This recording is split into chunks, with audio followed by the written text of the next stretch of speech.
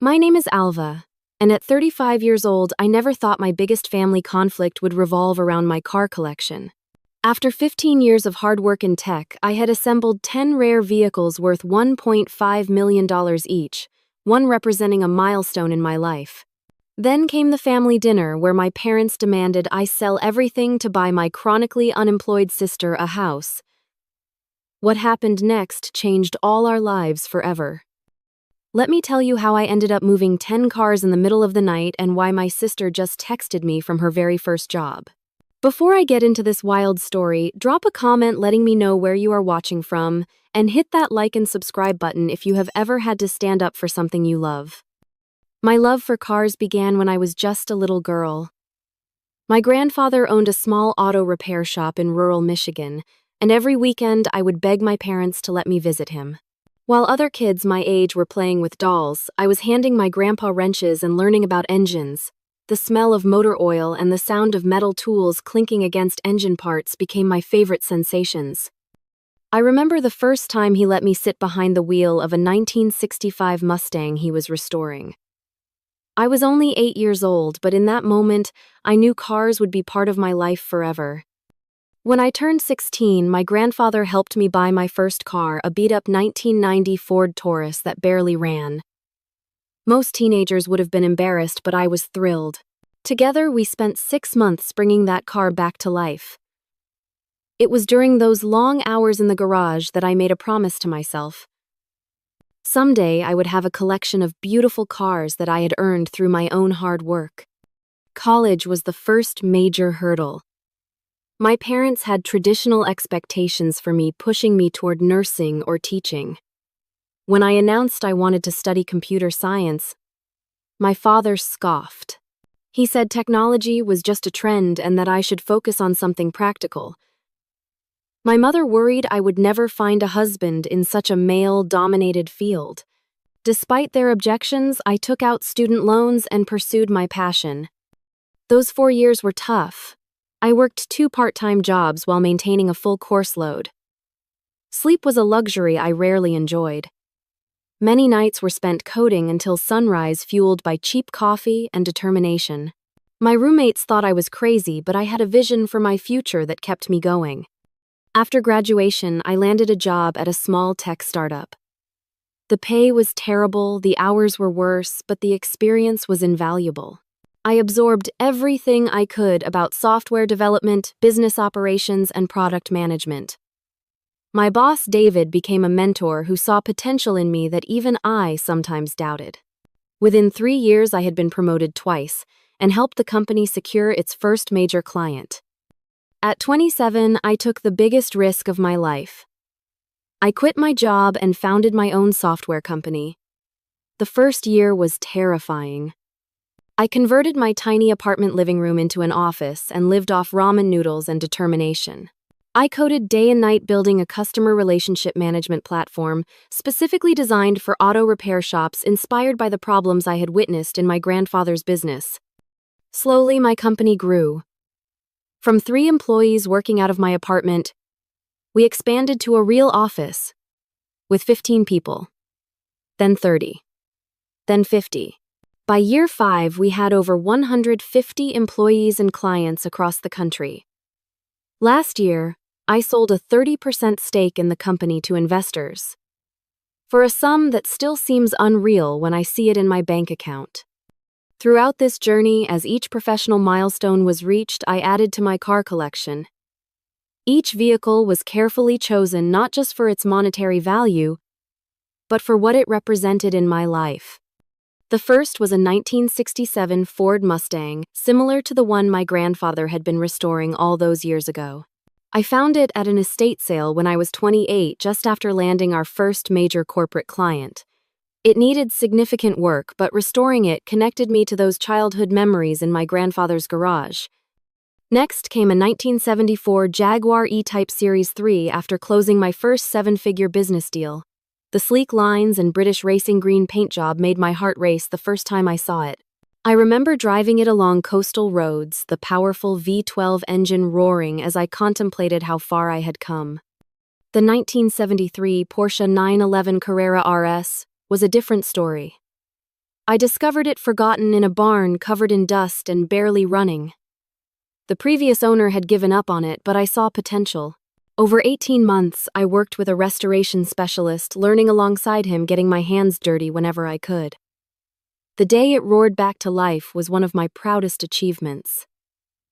My collection grew to include a recreation of the Mercedes-Benz 300 SL Gullwing, a 1988 Ferrari 328 GTS, one at a charity auction, a 1963 Chevrolet Corvette Stingray split window, restored 1964 Aston Martin DB, 5 a rare 1981 BMW M1, a 1989 Lamborghini Countach 25th Anniversary Edition, and a first-generation 1992 Dodge Viper RT10.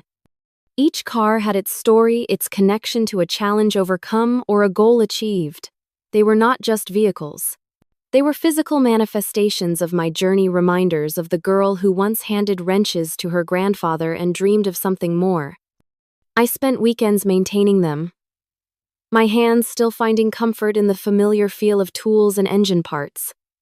I joined a local classic car club where I met people who understood this passion. Jackson became my go-to restoration expert, teaching me techniques I had never learned from my grandfather. Sophia, a talented automotive photographer, helped document my collection in stunning detail. We organized annual charity car shows, raising money for scholarships for women in STEM fields. These cars and these people became my sanctuary, a world apart from the pressures of running a growing tech company. When I slid behind the wheel of the Porsche or polished the chrome on the Corvette, I found peace that eluded me elsewhere. Each vehicle carried memories of the roads traveled, the obstacles overcome, and the woman I had become. Little did I know that this collection, built with such care and personal significance, would soon become the center of a family conflict that would test my boundaries and force me to defend what I had built. To understand the conflict that was brewing, you need to know about my sister Natalie. 7 years my junior Natalie grew up as the baby of the family, the one everyone protected and pampered. While I was expected to earn my allowance by helping around the house, Natalie received hers automatically. When I had to save for months to buy a new bike, my parents surprised her with one just because she mentioned liking a friend's. This pattern continued into our teenage years. When Natalie was 16, she borrowed my camera without permission and dropped it, breaking the lens.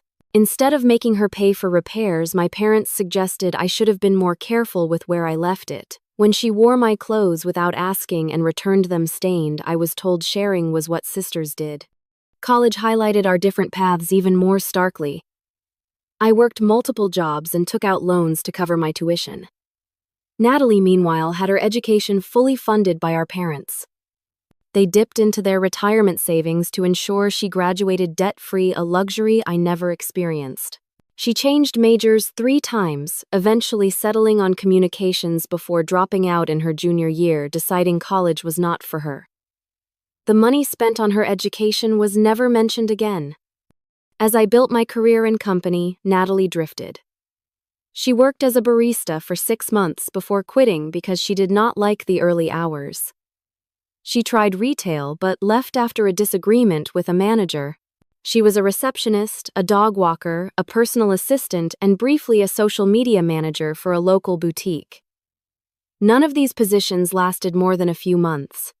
Between jobs, she would travel posting photos from beaches and resorts while her credit card debt mounted. Despite her financial instability, Natalie maintained an expensive lifestyle. Her apartment was furnished with designer pieces.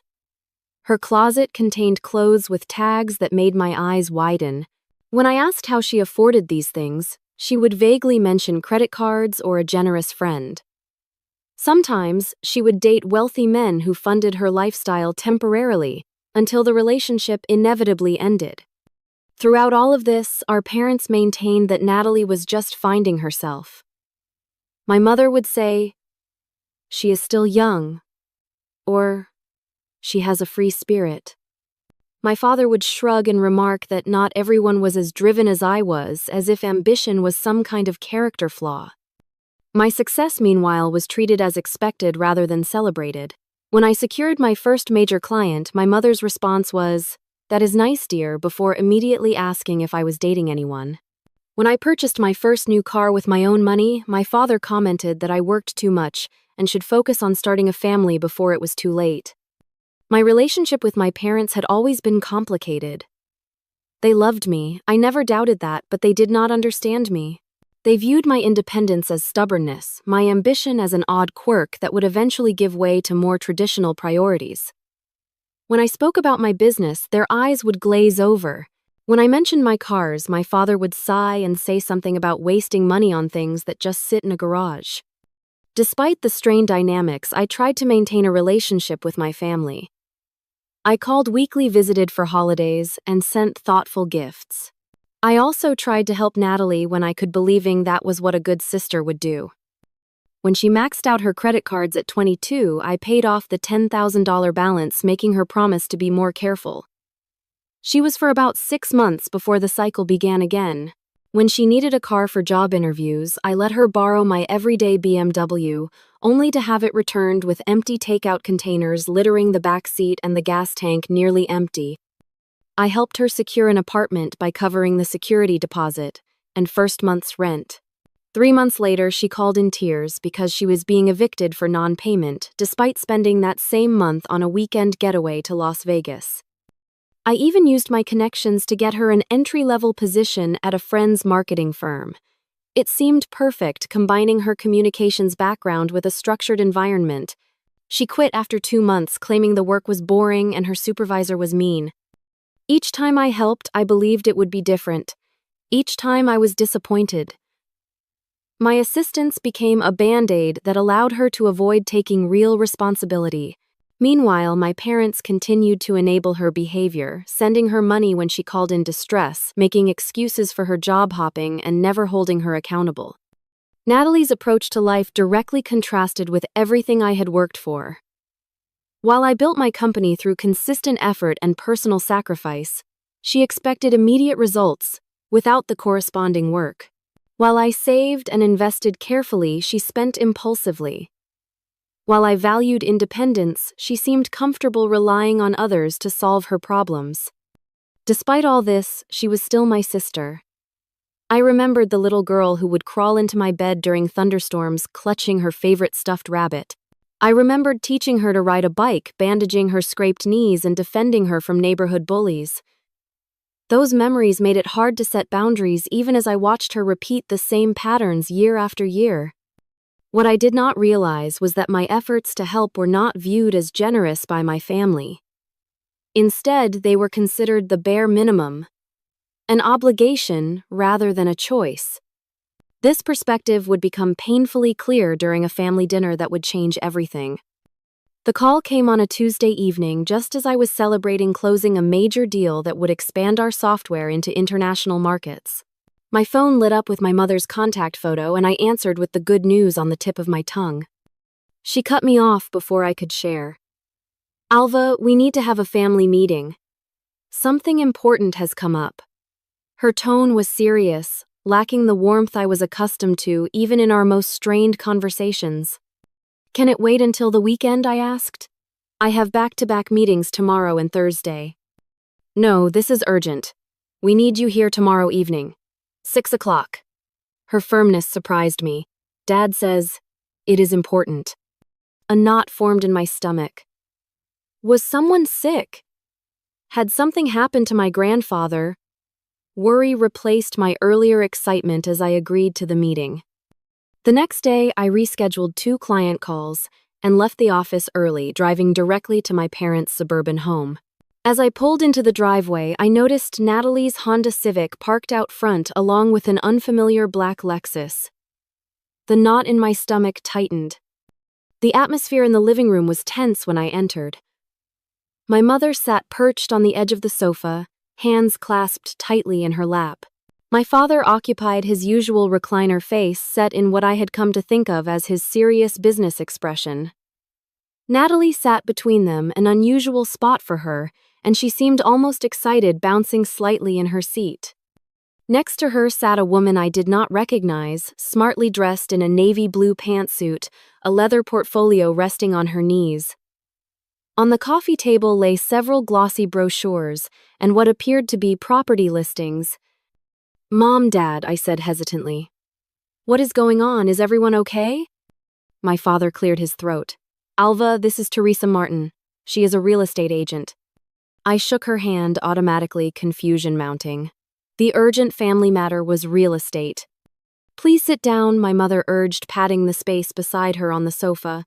"We have something important to discuss." I remained standing. "If this is about selling the house, why did not you just say so on the phone?" "We are not selling our house," my father said. "This is about Natalie's future." Natalie beamed a smile. I had come to associate with her getting something she wanted. I took a seat in the armchair farthest from the group, a defensive position I did not consciously choose. My father launched into what felt like a rehearsed speech about family responsibility and how those who are blessed with success have an obligation to help those who are still finding their way. My mother nodded along occasionally, adding comments about how families support each other through thick and thin. "Natalie needs a fresh start," my mother explained. "A place of her own somewhere stable where she can really build a life." Teresa, who had been silent until now, opened her portfolio. "I have found the perfect property," she said, her voice smooth with practiced enthusiasm. 4 bedrooms, 3 bathrooms, a spacious yard in a desirable neighborhood with excellent schools nearby. She passed me a listing for a large colonial-style home price tag just under $900,000. "It is perfect," Natalie gushed. "I can use 1 bedroom as a home office, and the basement would make an amazing entertainment space." She proceeded to describe her plans for decorating, mentioning brands and designers I knew were well beyond her means. I looked from the listing to my parents, still not understanding why I was there. Then my father dropped the bombshell. "We think you should sell your car collection to buy this house for Natalie," he said, as casually as if suggesting I lend her a sweater. "The cars just sit in that garage most of the time anyway, and this would be an investment in your sister's future." The room seemed to spin slightly. Surely I had misheard. "You want me to sell my cars, all of them, to buy Natalie a $900,000 house?" My mother reached for my hand. "Honey, you know how much Natalie has struggled. This would give her the stability she needs. You have your company, your condo.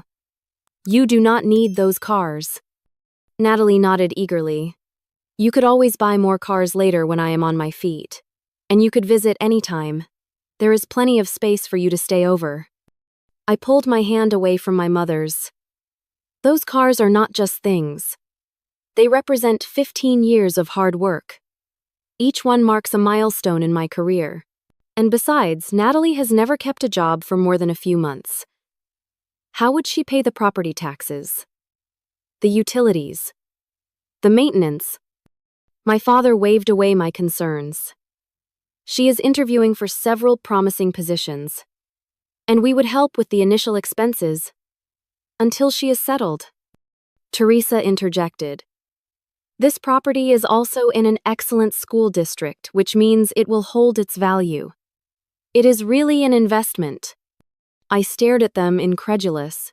My collection, which I had built piece by piece over years, which I maintained with my own hands, which connected me to my grandfather and the little girl who once dreamed of beautiful cars, was being dismissed as a frivolous hobby that should be sacrificed for Natalie's latest fresh start.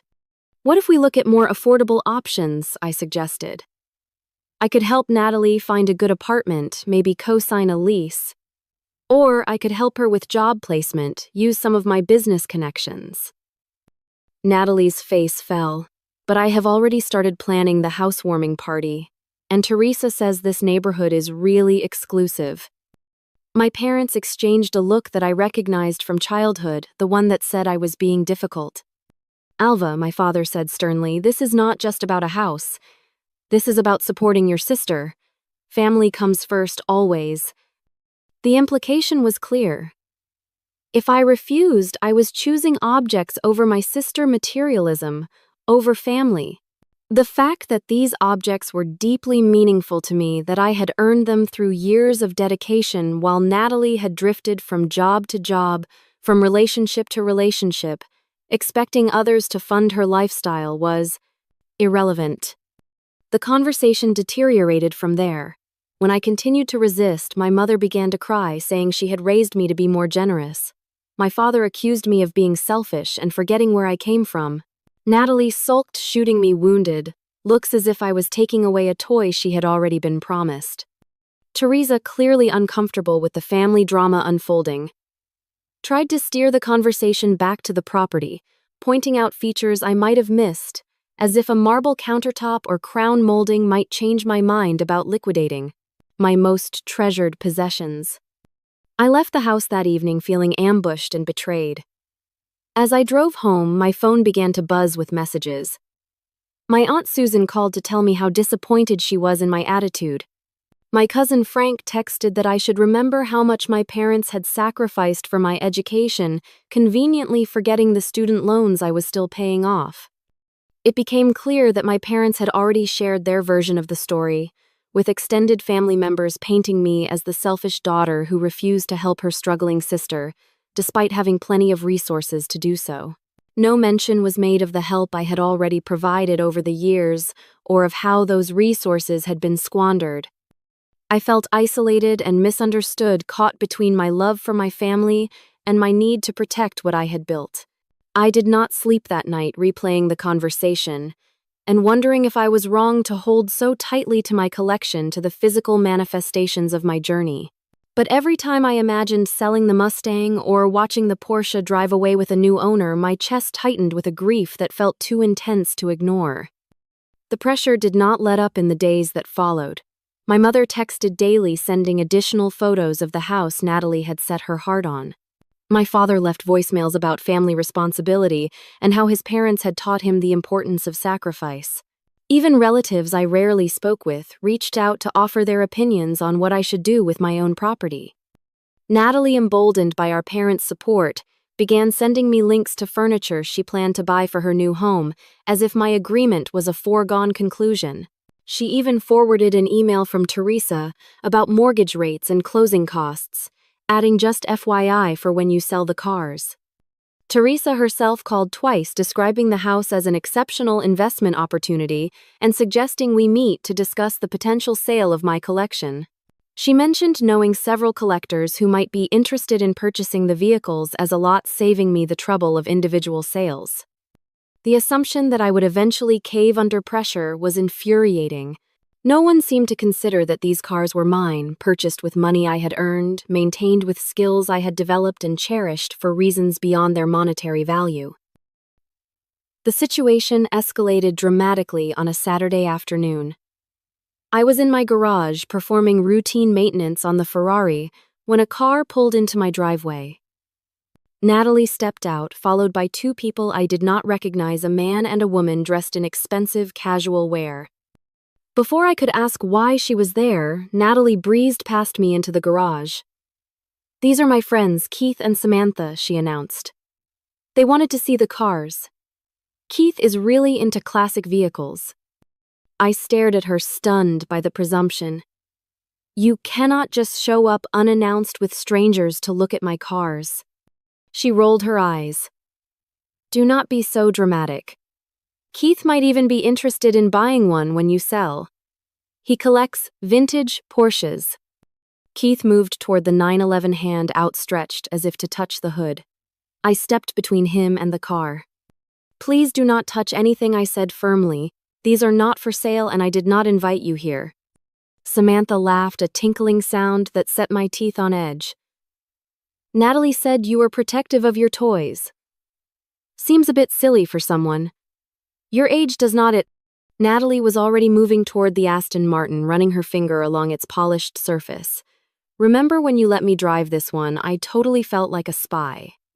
"I never let you drive the Aston Martin," I said, alarm rising. "You asked once and I said no." She shrugged. "Well, maybe it was a different one. They all kind of looked the same to me." The casual disregard for my boundaries, for the distinction between these unique vehicles that each held special meaning to me, was the last straw. "You need to leave," I said, my voice low but firm. "All of you. Now." Natalie looked shocked, as if the possibility of being asked to leave had never occurred to her. "But we just got here." I do not care. This is my property and you did not ask permission to bring strangers into my garage. The argument that followed was ugly. Natalie accused me of being selfish and materialistic. I countered that she was entitled and presumptuous. Keith and Samantha stood awkwardly to the side before eventually retreating to their car. As Natalie finally stormed out, she turned back with a parting shot. It does not matter anyway. They will all be mine soon enough. Dad says you will come around once you realize what is really important. That comment, delivered with such certainty, sent a chill through me. The conviction in her voice suggested this was not just wishful thinking on her part. There was a plan in motion, one that my family seemed confident would succeed. 2 days later, my fears were confirmed when Teresa arrived at my home, unannounced, Natalie in tow. Teresa carried a folder of documents which she tried to present to me as I stood blocking my doorway. I just need a few signatures, she said brightly. I have found a buyer interested in the entire collection.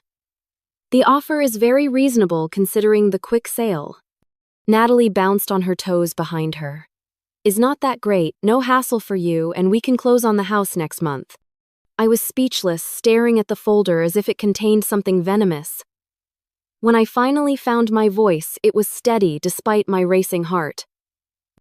I have not agreed to sell anything, I said. I have not even considered it. And I would certainly never sign anything without having my lawyer review it first. Teresa's professional demeanor faltered slightly. Your father gave me the impression that this was a family decision that had already been made. My father has no authority over my property, I replied. Neither does Natalie. These cars belong to me alone, purchased with my money, titled in my name.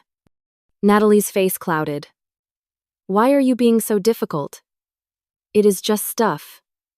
Stuff you can buy again later. I closed the door without responding, then leaned against it, heart pounding. This had gone beyond pressure tactics into something that felt dangerously close to coercion. The casual way they had arrived with paperwork expecting me to sign over assets worth $1.5 million was stunning in its audacity. That evening, I noticed something that sent another wave of unease through me. The spare key to my garage, which I kept on a hook in my kitchen, was missing. I could not remember the last time I had seen it, which meant it could have been gone for days or even weeks. I called Jackson, my friend from the car club and restoration expert, to share my concerns. His response was not reassuring. That is weird timing, he said. Someone called me last week asking about your collection, wanting to know specifics about the cars and their value. Said they were a potential buyer. When I asked for more details, they hung up. The next day, reviewing footage from the security cameras I had installed around my property, I discovered something disturbing. While I was at work, Natalie and my father had visited my house using a key to enter. They spent nearly an hour in my garage examining the cars, opening doors, and taking photos. In one clip, I could clearly hear my father say, "Once Alva comes to her senses, we will need to move quickly." The implication was clear. They were preparing to sell my collection with or without my explicit consent. Perhaps they thought they could pressure me into signing something, or maybe they believed they had some legal right to make decisions about my property. Either way, the boundary violation was profound. That night I lay awake considering my options. I could continue to refuse, but the pressure was only increasing. I could seek a restraining order, but that would permanently damage my relationship with my family.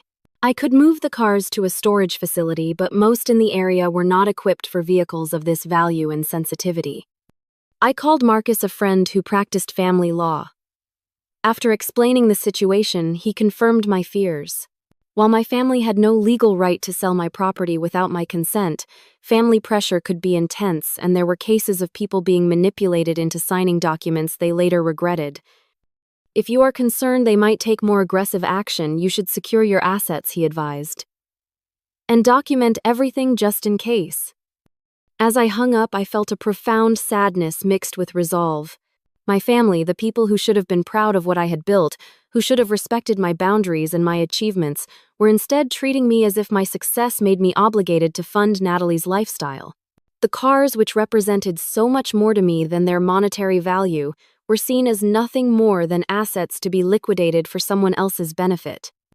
I reached for my phone and called Jackson again. This time, I had a plan. Jackson met me at a quiet coffee shop the next morning, away from my usual haunts where family or acquaintances might spot us. His face was serious as I outlined my concerns. "So you think they might try to move the cars without your permission?" he asked, voice low, despite the empty tables around us. "I do not know what they might do," I admitted. "But they have a key. They have been in my garage taking inventory. And they seem convinced that I will eventually give in. I cannot risk it." Jackson nodded slowly. "I have that large warehouse space in the industrial district, used to store restoration projects. It is climate-controlled, secure, plenty of room for all 10 vehicles." The relief I felt was immediate. Could I move them there temporarily until this blows over? He pulled out his phone and checked a calendar. "Space is mostly empty right now. Project I was working on just finished. We could do it, but we would need to be careful. Moving 10 high-value vehicles at once could attract attention." We spent the next hour developing a detailed plan. The move would happen at night when traffic was minimal.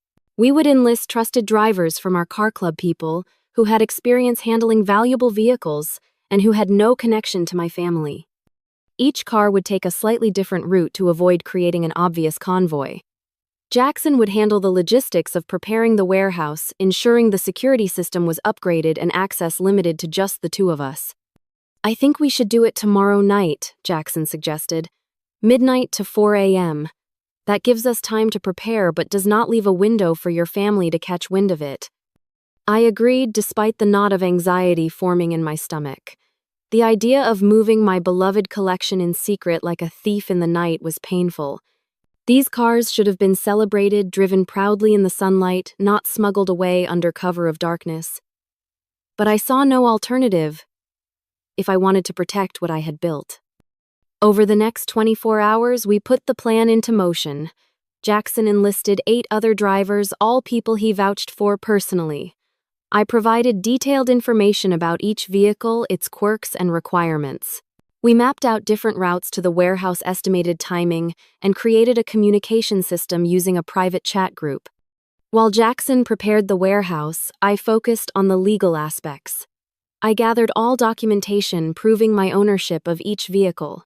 I wrote a formal letter revoking any previous access my family members might have had to my property. I even consulted with a security specialist about changing the locks and upgrading my home security system. The night of the move, I could barely breathe through the tension. At 11:30 p.m., the first drivers began to arrive, parking their personal vehicles discreetly down the street and approaching my house on foot. Jackson arrived last, carrying a small duffel bag containing gloves, flashlights, and communication devices.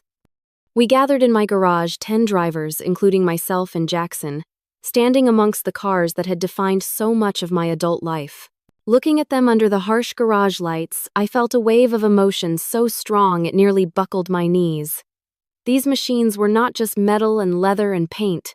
They were physical manifestations of my journey, tactile reminders of obstacles overcome and goals achieved. "All right," Jackson said, quietly breaking the moment. "Everyone knows their vehicle and route. Phones on silent headsets and emergency protocol in place. We move at 5-minute intervals, starting with the Mustang. Questions?" The room was silent. These were car people. They understood what these vehicles meant. They also understood what it meant that I felt the need to move them in secret. Sophia, a fellow club member who had photographed my collection numerous times, squeezed my arm. "They will be safe," she promised. "We will make sure of it." At exactly midnight, the garage door opened silently. The first driver, a retired mechanic named George, slipped into the Mustang. The engine caught immediately, a soft rumble in the quiet night. He eased out of the garage and down the driveway, headlights off until he reached the street, then disappeared into the darkness. One by one, the cars left my garage. The Jaguar, the Porsche, the Mercedes. Each departure felt like watching a piece of myself drive away. I stood in the increasingly empty space, emotions warring within me. Sadness that it had come to this. Anger at my family for forcing this choice. Fear that something might go wrong. Relief that I was taking action to protect what I had built. Jackson stayed with me until it was time for the last two vehicles. I would drive the Lamborghini while he took the Dodge Viper. As we prepared to leave, he paused, looking around the nearly empty garage. "You are doing the right thing," he said firmly. "No one has the right to take what you have earned." I nodded, unable to speak past the lump in my throat. Then I slid into the driver's seat of the Lamborghini, feeling the familiar leather embrace me. The engine roared to life louder than was ideal for a stealth operation, but there was no helping the Countach's dramatic nature. As I pulled away from my home, watching the garage door close on an empty space in my rearview mirror, I felt a strange mixture of loss and determination. I had not wanted this conflict. I had always tried to be a good daughter, a supportive sister. But somewhere along the way, support had transformed into expectation, and expectation into entitlement. The drive to the warehouse took 30 minutes, following back roads and industrial areas to avoid attention. As I pulled into the loading bay, I saw the other 8 cars already parked in neat rows, their drivers standing in a small group talking quietly. Sophia approached as I exited the Lamborghini. "That is 9, she said. "Just waiting on Jackson with the Viper." He arrived 5 minutes later, the distinctive rumble of the Viper's V10 announcing his approach. As he parked alongside the other vehicles completing the collection, a collective breath seemed to release from the group. "All secure," Jackson confirmed, tossing me a set of keys. "New warehouse security system installed today. Only you and I have the code." I looked at the gathered drivers, these friends who had risked potential legal complications to help me protect my property. "Thank you," I said simply. "I do not know how to express what this means to me." They understood. No explanations were necessary. One by one, they departed in vehicles that had been arranged to take them home, until only Sophia, Jackson, and I remained in the warehouse. "You can stay with me for a few days," Sophia offered, "in case your family comes looking for the cars at your place." I nodded gratefully. The thought of returning to my empty garage was too painful to contemplate just yet. As we locked up the warehouse, securing my collection behind multiple layers of protection, I felt a strange sense of peace settling over me. I had taken action to protect what was mine. I had set a boundary, even if it was one my family did not yet know about. Whatever came next, I would face it knowing I had done what I needed to do. The fallout began at 7:30 the next morning when my father called, his voice tight with barely controlled anger. "What have you done with the cars, Alva?" he demanded without preamble. I paused, sipping the coffee Sophia had made me, gathering my thoughts. "Good morning to you too, Dad." "Do not play games. I stopped by your house this morning to discuss the sale again, and the garage is empty." "Where are they?" The immediacy of his visit confirmed my suspicions. He had intended to escalate the pressure, perhaps even to take matters into his own hands. "They are somewhere safe," I replied calmly.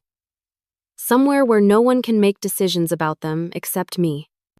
"This is ridiculous," he sputtered. "You are acting like we are trying to steal from you. We are trying to help your sister build a stable life. By taking what I have worked 15 years to build, that is not help, Dad. That is theft, regardless of your intentions." The conversation deteriorated from there. My father accused me of being selfish, materialistic, and disloyal to the family. I remained calm, repeating that the cars were my property purchased with my money and not available for others to claim. Shortly after, my mother called, tears in her voice. "How could you do this to your sister? She was counting on that house. We already told the sellers we were interested." I had not agreed to anything, I reminded her. "You made promises on my behalf without my consent." "Because we thought you would do the right thing," she replied, as if my refusal to liquidate my assets for Natalie's benefit was a moral failing rather than a boundary. The text messages from Natalie were less restrained. A series of angry messages filled with accusations and profanity flooded my phone. She claimed I had ruined her life, destroyed her chance at happiness, and proven I never cared about her. The final message was particularly telling. Dad says we can sue you for the cars since they belong to the family. That text prompted an immediate call to Marcus, my lawyer friend. When I relayed Natalie's threat, he laughed without humor. They have absolutely no legal claim to your property, he assured me. But the fact that they think they might is concerning. It suggests they have convinced themselves they have rights they do not actually possess. 3 days after the move, a formal-looking letter arrived from a law firm I did not recognize. It requested the immediate return of family assets that had been improperly removed, citing an obligation to family welfare and shared heritage. Marcus reviewed the letter and snorted. "This is legal nonsense," he said. "There is threatening language wrapped in legalese, but no actual legal basis for their claims. They are trying to intimidate you." With his help, I drafted a response. It was brief and unambiguous, stating that the vehicles were my sole property, legally purchased and titled in my name only, and that any attempt to claim otherwise would be met with appropriate legal action. I also included a formal notice, revoking any permission my family members might have had to enter my property, specifically noting that any keys in their possession should be returned immediately, and that unauthorized entry would be treated as trespassing. The letter was a line drawn in the sand, a boundary established in the clearest possible terms. Sending it was one of the hardest things I had ever done, but also one of the most necessary. Natalie's response was a series of voice messages alternating between rage and tearful manipulation. She accused me of choosing cars over her happiness, of betraying the family, and finally, of never having loved her at all. The last message ended with a threat to report the cars as stolen to the police. That threat crossed a line. With Marcus's guidance, I sent one final communication to my entire family. It was direct and firm, explaining that the cars were legally mine, their location was secure and documented, and any false reports to authorities would constitute filing a false police report, which was itself a crime. I then blocked Natalie's number, set my parents' calls to go directly to voicemail, and took a step back from the situation. The constant barrage of guilt, manipulation, and threats had taken a toll on my mental health. I needed space to process what had happened and to decide how to move forward. During this period of limited contact, I threw myself into work. The company had been somewhat neglected during the family crisis, and several important projects needed my attention. I also joined a support group for people dealing with difficult family dynamics, finding comfort in the stories of others who had faced similar challenges. 3 months passed with minimal contact with my family. I sent brief, polite responses to my parents' occasional messages, but maintained firm boundaries about what I was willing to discuss. I ignored the increasingly infrequent texts from extended family members offering unsolicited opinions about the situation. During this time, something unexpected happened. Without my financial support and with our parents unable to fulfill the promise of a house, Natalie was forced to fend for herself for perhaps the first time in her adult life. According to my mother's cautious updates, Natalie had taken a job at a coffee shop called Java Junction. It was entry-level work, making lattes and serving pastries with hours that started before dawn. My mother mentioned this with a tone that suggested she expected me to be horrified that my sister was reduced to such work. Instead, I felt a glimmer of hope. Real work with real responsibilities and real consequences for failure was exactly what Natalie had avoided for years. Perhaps this experience would provide the structure and accountability she needed. As I focused on healing and rebuilding, I channeled some of my energy into positive projects. I expanded the annual charity car show, partnering with a technical college to create a scholarship program for underprivileged students interested in automotive restoration. I also began speaking on podcasts about entrepreneurship, sharing my journey, but also touching on the importance of boundaries, even with family. These conversations were therapeutic, allowing me to process my experiences while potentially helping others facing similar pressures. Then, 3 months and 2 weeks after the night we moved the cars, a text arrived from a number I did not recognize. "It is Natalie. I got a new phone. I know you probably do not want to hear from me, but I wanted to say I am sorry for everything. I am working at Java Junction now.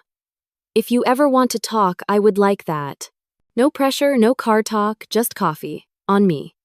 I stared at the message for a long time, emotions swirling.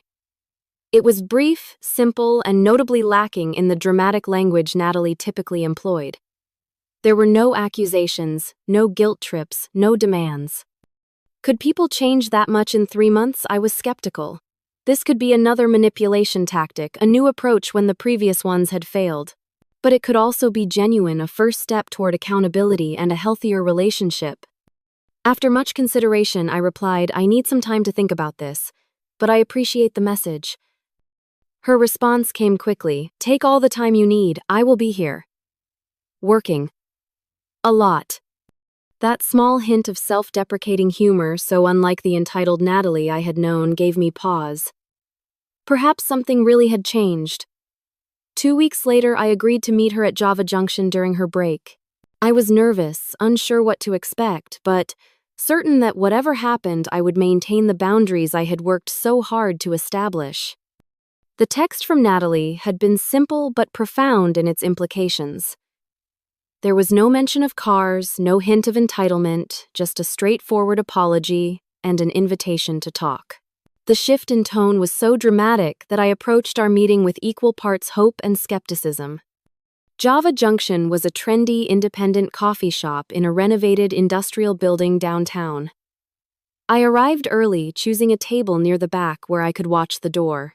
Natalie was working behind the counter, dressed in the company's green apron, hair pulled back in a practical ponytail. She looked different somehow, more substantial, less like the polished but hollow persona she had cultivated for years. When she spotted me, she gave a small wave but continued serving customers. There was no dramatic reunion, no rushing over to make a scene. She simply finished helping a businessman with his order, then spoke briefly to her manager before approaching my table still wearing her apron. "Thanks for coming," she said, sliding into the seat across from me. "I get a 15-minute break now and then, another 30 after the lunch rush." She placed a large latte in front of me. "Oat milk, vanilla extra shot, right?" I was surprised she remembered my coffee preference. "Right, thanks." An awkward silence fell between us, years of conflict and recent betrayal creating a chasm not easily bridged by casual conversation. "You look good," I finally offered. "The job suits you." She laughed, a genuine sound without the performative quality I was used to. "I do not know about that. My feet kill me every night, and I still cannot make latte art to save my life. But it is honest work." She hesitated. "I should have done this years ago. Done what I asked. Gotten a real job. Supported myself." She looked down at the table. Stopped expecting everyone else to solve my problems. The directness of her self-assessment caught me off guard.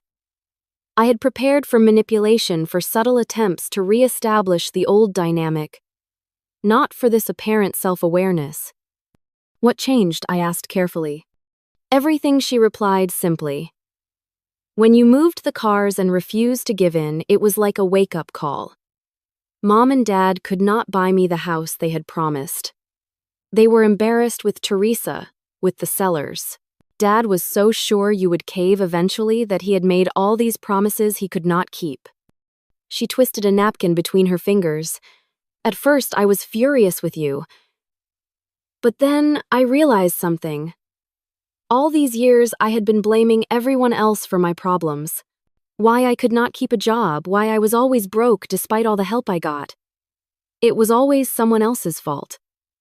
Her 15-minute break stretched to 20 as she explained her journey over the past months, how she had been forced to confront her lack of job history when applying for positions, how the first week at Java Junction had been humbling with customers treating her as invisible or being rude over trivial issues. How the simple achievement of receiving her first paycheck had given her a sense of pride she had never experienced before. "I need to get back," she said, glancing at the time. But if you want to stay, my longer break is at 2. We could talk more. I nodded, still processing this new version of my sister. I will be here. As I watched her return to work efficiently, taking orders and making change, I considered the transformation before me. Was it genuine? Only time would tell. But the Natalie who had demanded I sell my car collection to buy her a house would never have worn that apron, never have apologized without conditions, never have acknowledged her own role in her difficulties. When her afternoon break came, we talked more deeply. She shared stories about difficult customers and small victories, how she had managed to pay her own rent for the first time without borrowing money, her plans to take community college classes in business administration in the evening, inspired partly by watching the coffee shop managers. I would like to own a small business someday, she admitted. Nothing fancy, maybe a shop like this, but something that is mine that I built. The echo of my own entrepreneurial journey was not lost on me, though her path was beginning very differently than mine had. As our conversation continued over the following weeks, meeting for coffee became a regular occurrence. Natalie never asked for money, never mentioned the cars, never attempted to re-establish the old patterns of dependence. Instead, she asked questions about budgeting, about how to balance work and school, about professional behavior in workplace settings. 6 weeks after our first coffee meeting, I felt secure enough in this new dynamic to broach the subject of our parents. Have you talked to Mom and Dad much? I asked carefully. She nodded, stirring her coffee. They are still adjusting. Mom keeps suggesting easier jobs, places where I would not have to work so hard. Dad has offered to pay my rent 3 times now. And have you let them? I asked, testing the boundaries of this new reality. Natalie shook her head firmly. I need to do this myself. For once in my life, I want to know I can stand on my own 2 feet. She looked up at me. I was so angry when you refused to buy me that house. I thought you were being cruel. Now I realize it would have been cruel to say yes. That conversation opened the door to a careful reconciliation with our parents. The first meeting was tense, held on neutral ground at a restaurant halfway between our homes. I set clear boundaries about what was open for discussion and what was not. My cars, my business decisions, and my financial choices were off limits. My father struggled with these limitations, his patriarchal assumption of authority over family decisions deeply ingrained. My mother vacillated between joy at having both daughters speaking to her again and discomfort with the new dynamic where her manipulation tactics were gently but firmly rejected. It was not an instant healing. There were missteps and old patterns that emerged in moments of stress. But slowly, a new type of relationship began to form. One built on mutual respect, rather than obligation and entitlement. As for my beloved car collection, it remained in Jackson's warehouse for 6 months while I sorted through these complex family dynamics.